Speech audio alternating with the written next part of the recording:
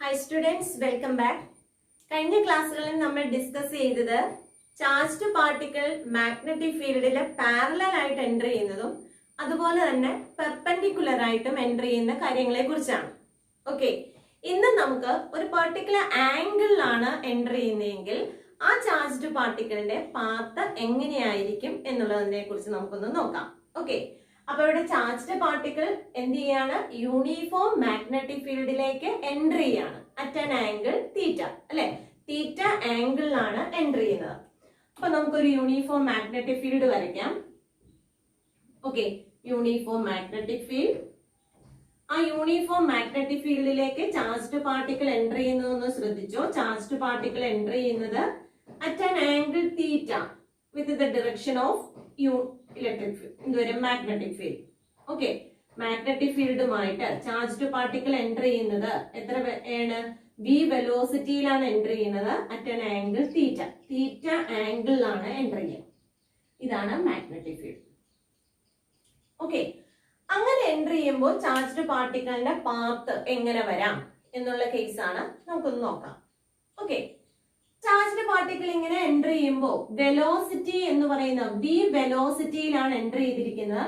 അപ്പൊ വെലോസിറ്റി എന്ന് പറയുന്നത് എന്ത് ക്വാണ്ടിറ്റിയാണ്? സ്കെയിലാർ ആണോ വെക്ടർ ആണോ? വെക്ടർ ക്വാണ്ടിറ്റി ആണ്, ആണല്ലോ.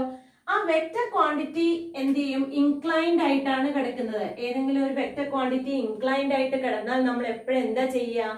It is resolved into two components. ഏതൊക്കെയാ കോമ്പണൻസ് ആയിട്ട് വരിക? v sin theta and v cos theta. അപ്പൊ നോക്കിയേ, ഈ വെലോസിറ്റിയെ നമുക്ക് രണ്ടായിട്ട് റിസോൾവ് ചെയ്യാം, ഇങ്ങോട്ടും ഇങ്ങോട്ടും. ഓക്കെ, ടു പെർപെൻഡിക്കുലർ കോമ്പണൻസ്, രണ്ട് പെർപെൻഡിക്കുലർ കോമ്പണൻസ് ആയിട്ടാണ് നമ്മൾ റിസോൾവ് ചെയ്യാൻ. ഓക്കെ, അപ്പൊ ഇവിടെ ഏത് വരും? വിയുടെ ഏത് വെലോസിറ്റി? തീറ്റ അല്ലേ ഇവിടെ കിടക്കുക. അപ്പൊ അത് എന്ത് വരും? v cos theta component is present here and here it's equal to v sin theta. Okay, അപ്പൊ നമുക്ക് വെലോസിറ്റി രണ്ട് കോമ്പണന്റ് ആയിട്ട് എന്ത് ചെയ്തിട്ടുണ്ട്? റിസോൾവ് ചെയ്ത് പോയിട്ടുണ്ട്. ആ രണ്ട് വെലോസിറ്റി കോമ്പണന്റ് ഏതൊക്കെയാണ്? v cos theta and v sin theta. Okay, ഇനി v cos theta component of velocity is എങ്ങനെയാണ്? Parallel to the magnetic field, അല്ലെ? v cos theta component of velocity parallel to the magnetic field ആണ്. Okay, അപ്പൊ v cos theta component parallel ആണെങ്കിൽ ഈ component കൊണ്ട് അവിടെ ഏത് മൂവ്മെന്റ് ഉണ്ടാവാനാണ് സാധ്യതയുള്ളത്? അല്ലെ, ചാർജ്ഡ് പാർട്ടിക്കിൾ എൻറ്ററിങ് പാരലൽ, അല്ലെ, parallel to the magnetic field ആണെങ്കിൽ ഏത് വരും? സ്ട്രെയിറ്റ് ലൈൻ മോഷൻ ഉണ്ടാവാം. അപ്പൊ v cos തീറ്റ കോമ്പണന്റ് എന്ന് പറയുന്നത് ഏത് മോഷനാണ്? സ്ട്രെയിറ്റ് ലൈൻ മോഷന് കാരണമാവും. ഓക്കെ, സ്ട്രെയിറ്റ് ലൈൻ മോഷൻ ആണ് അവിടെ വരുത്തുക. ഇനി v sin തീറ്റ കോമ്പണന്റ് എങ്ങനെയാന്ന് നോക്കിയേ. v sin theta component is perpendicular to the magnetic field. അവിടെ v sin theta component perpendicular ആണെങ്കിൽ that component of velocity is responsible for the circular movement of the charged particle. അപ്പൊ v sin തീറ്റ എന്തിനെ produce ചെയ്യുന്നുണ്ട്? v sin theta component is responsible for the circular movement.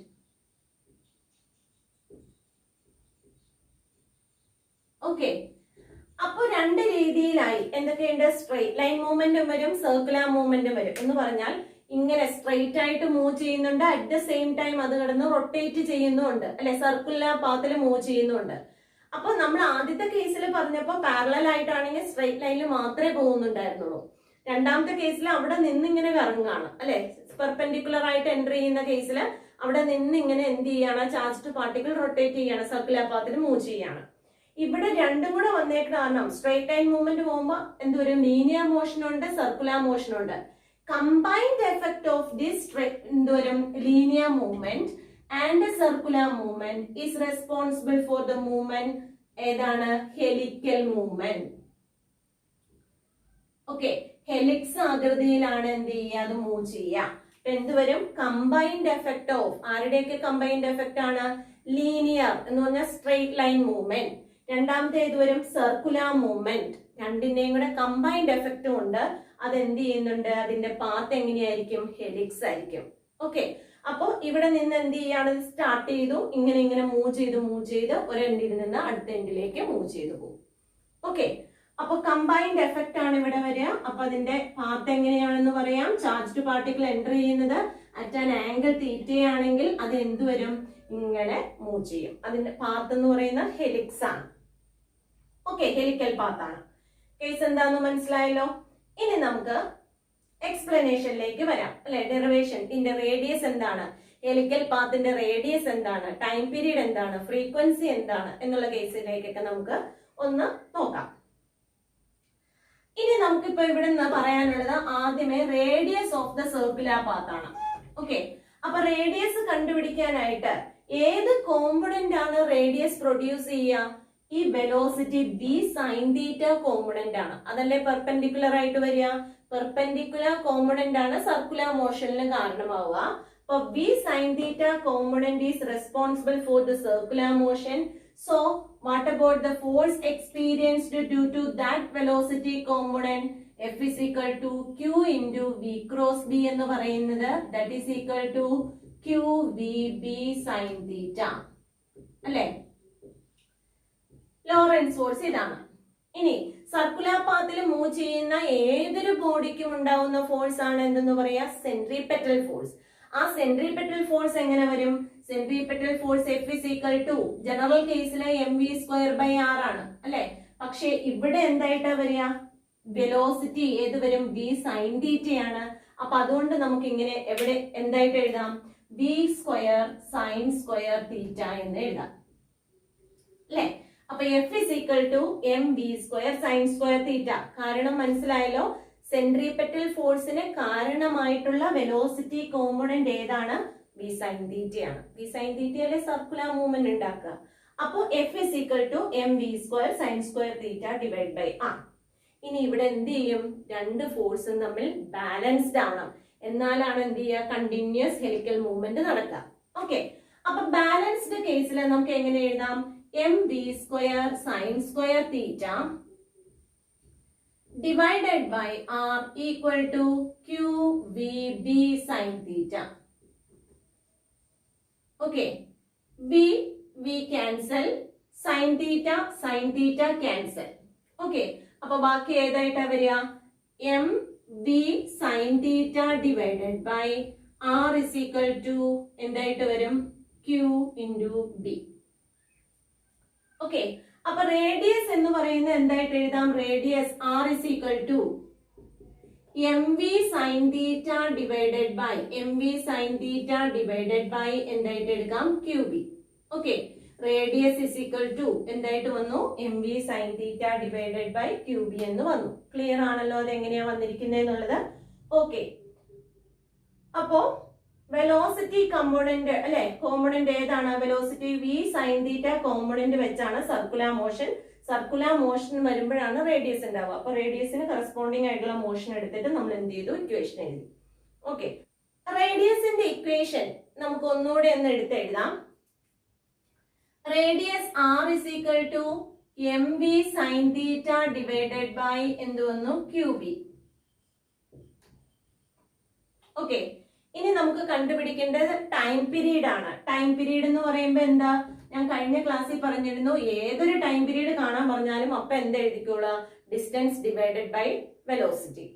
Okay, അപ്പൊ എന്താ എഴുതാം, distance d divided by അല്ലെ, velocity അല്ലെങ്കിൽ speed. Okay, velocity v that is equal to time period ആണ്. Time പീരീഡിന് കാരണവും ഏത് വെലോസിറ്റി കോമ്പണന്റാ, സർക്കുലർ മോഷനിലല്ലേ നമ്മുടെ ടൈം പീരീഡ് എന്ന് പറയാം ആണല്ലോ. ഓക്കെ, അപ്പൊ എന്താ വരിക, ഡിസ്റ്റൻസ് എത്ര വരും, distance is equal to 2πr divided by velocity component ഏതാ, വി സൈൻ തീറ്റ. അത് എടുക്കുമ്പോ തെറ്റിക്കരുത്, എന്ത് വരും, സർക്കുലർ ടൈം പീരീഡ് എന്ന് പറയുന്ന സർക്കുലർ മോഷന്റെ കേസാണ്. സർക്കുലർ മോഷന്റെ കേസിൽ വെലോസിറ്റി കോമ്പണന്റ് ഇവിടെ ഏതാ, ഏത് വെലോസിറ്റി കോമ്പണന്റ് ആണ് സർക്കുലർ മോഷന് കാരണമാവുക, അതിട്ട് വെച്ച് വേണം ചെയ്യാനായിട്ട്. ഓക്കെ, ഇനി റേഡിയസിന് പകരം നമുക്ക് വാല്യൂ സബ്സ്റ്റിറ്റ്യൂട്ട് ചെയ്യാം. അപ്പൊ 2π divided by V sine theta into r എന്ന് പറഞ്ഞു കഴിഞ്ഞാൽ എന്ത് വരും, mv sine theta divided by qb. Okay, V sine theta cancel ചെയ്തു, ബാക്കി ഇനി എന്തേ ഉള്ളൂ, time period t is equal to 2πm divided by qb. Okay. അപ്പൊ ടൈം പീരീഡ് കഴിഞ്ഞ ക്ലാസ്സിൽ നമ്മൾ പറഞ്ഞ പോലെ നോക്കിയ ടൈം പീരീഡ് വെലോസിറ്റിയുടെ ടേം ഉണ്ടോ? ഇല്ല, ഇൻഡിപെൻഡന്റ് ഓഫ് വെലോസിറ്റി.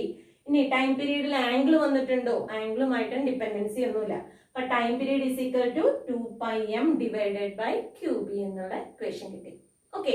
അപ്പൊ ഫ്രീക്വൻസി എങ്ങനെ എഴുതാം? Frequency is equal to 1 time period ആണ് അല്ലെ? കഴിഞ്ഞ ക്ലാസ്സിൽ നമ്മൾ വളരെ നന്നായി പറഞ്ഞതാണ്. അപ്പൊ frequency F is equal to 1 time എന്ന് പറയുമ്പോൾ തിരിച്ചെഴുതിയാ പോരെ അല്ലെ? QB divided by 2πm. അപ്പൊ ഫ്രീക്വൻസിയും വെലോസിറ്റിയുമായിട്ട് ആംഗിൾ ഓഫ് പ്രൊജക്ഷനുമായിട്ട് എന്ത് ചെയ്യുന്നില്ല? ഡിപെൻഡൻസി ഇല്ല. ഓക്കെ. അപ്പൊ ടൈം പീരീഡ് ആയി, ഫ്രീക്വൻസി ആയി, റേഡിയസ് ആയി. ഓക്കെ. ഒന്ന് ശ്രദ്ധിച്ചെഴുതണമെന്നേ ഉള്ളൂ, വളരെ സിമ്പിൾ ആണ്. ഓക്കെ. ഇനി നമുക്ക് ഇവിടെ കഴിഞ്ഞ ക്ലാസ്സിൽ പറയാത്തത് ഒരു കേസും കൂടെ പഠിക്കാനുണ്ട്. ഹെലിക്കൽ മോഷൻ ആയതുകൊണ്ട് pitch of the helix. Okay. Pitch of the helix എന്ന് പറഞ്ഞാൽ വേറെ ഒന്നുമില്ല, ആ പേര് കേൾക്കുമ്പോൾ ഒരു ബുദ്ധിമുട്ട് മാത്രമേ ഉള്ളൂ. നമ്മുടെ കഴിഞ്ഞ വർഷം പഠിച്ചത് ഹൊറിസോണ്ടൽ റേഞ്ച് അല്ലെ? പ്രൊജക്ടൈൽ മോഷന്റെ ഒക്കെ ഹൊറിസോണ്ടൽ റേഞ്ച് എന്ന് പറഞ്ഞാൽ എന്താ? Horizontal distance travelled by the എന്തുവരും? പ്രൊജക്ടൈൽ പാർട്ടിക്കിൾ അല്ലെ? പ്രൊജക്ടൈല് കവർ ചെയ്ത ഹൊറിസോണ്ടൽ ഡിസ്റ്റൻസിനെയാണ് നമ്മൾ ഹൊറിസോണ്ടൽ റേഞ്ച് എന്ന് പറഞ്ഞത്. ആ ഹൊറിസോണ്ടൽ റേഞ്ച് തന്നെ ഇവിടെ എന്തെന്ന് ഉദ്ദേശിക്കുക? പിച്ച് ഓഫ് ദ ഹെലിക്സ് എന്ന് ഉദ്ദേശിക്കുക. അപ്പൊ അതെങ്ങനെയാണെന്ന് നോക്കാം. അപ്പൊ pitch of the helix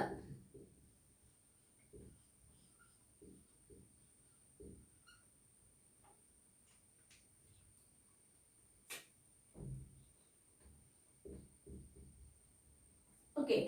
pitch of the helix എന്ന് പറയുമ്പോൾ ദാറ്റ് ഈസ് ഈക്വൽ ടു നമ്മൾ പറഞ്ഞു റേഞ്ച് ആണ്. എന്തായിരുന്നു റേഞ്ചിന്റെ equation? Range is equal to horizontal component of velocity into time. നമ്മൾ കഴിഞ്ഞ വർഷം പഠിച്ചതാണ്. റേഞ്ച് എന്ന് പറഞ്ഞാൽ horizontal component of velocity into time എന്ന് പറഞ്ഞ് നമ്മൾ കഴിഞ്ഞ വർഷം പഠിച്ചിട്ടുള്ളതാണ്. ഓക്കെ. അപ്പൊ range is equal to horizontal component of velocity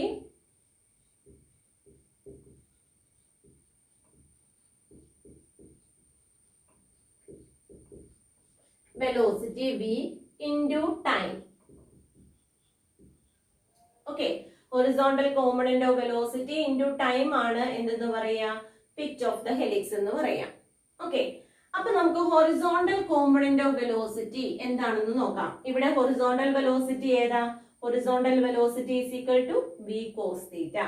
അപ്പോൾ v cos theta into time. into time എന്ന് പറഞ്ഞാൽ ടൈം ഓൾറെഡി നമ്മൾ കണ്ടുപിടിച്ച് വെച്ചേക്കണതാ. എന്തായിരുന്നു equation? 2πm divided by QB അല്ലെ? അപ്പൊ എന്ത് ചെയ്യാം? ടൈമിന്റെ ഇക്വേഷൻ കൊടുക്കുക. Time is equal to 2πm divided by QB.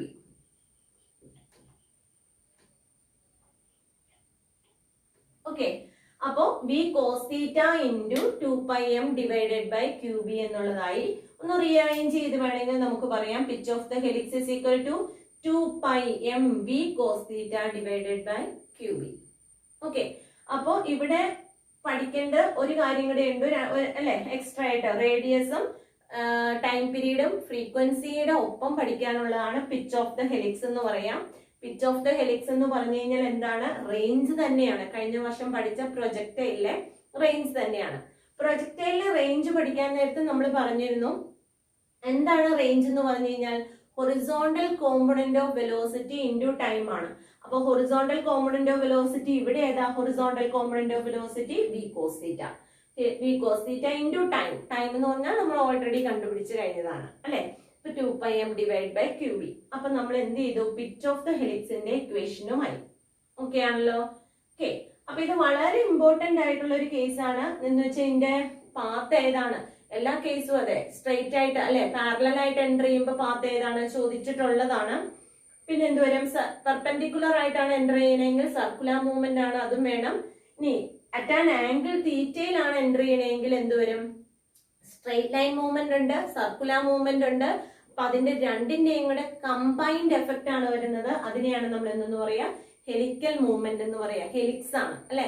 Helical movement ആണ് നമുക്ക് അവിടെയുള്ളത്. ഓക്കെ. അങ്ങനെയാവുമ്പോ എന്തുവരും? ഹെലിക്സിന്റെ എന്തുവരും? റേഡിയസ് എത്രയാണ്? ഹെലിക്സിന്റെ ടൈം പീരീഡ് എന്താണ്? അതുപോലെ തന്നെ എന്തുവരും? ഫ്രീക്വൻസി എന്താണ്? പിച്ച് ഓഫ് ദ ഹെലിക്സ് എന്താണ്? ഓക്കെ. അപ്പൊ ഈ കാര്യങ്ങളെല്ലാം നന്നായിട്ടൊന്ന് പഠിക്കാം. I think this topic is clear for you. If you like this video, please subscribe and enable the bell button. Thank you.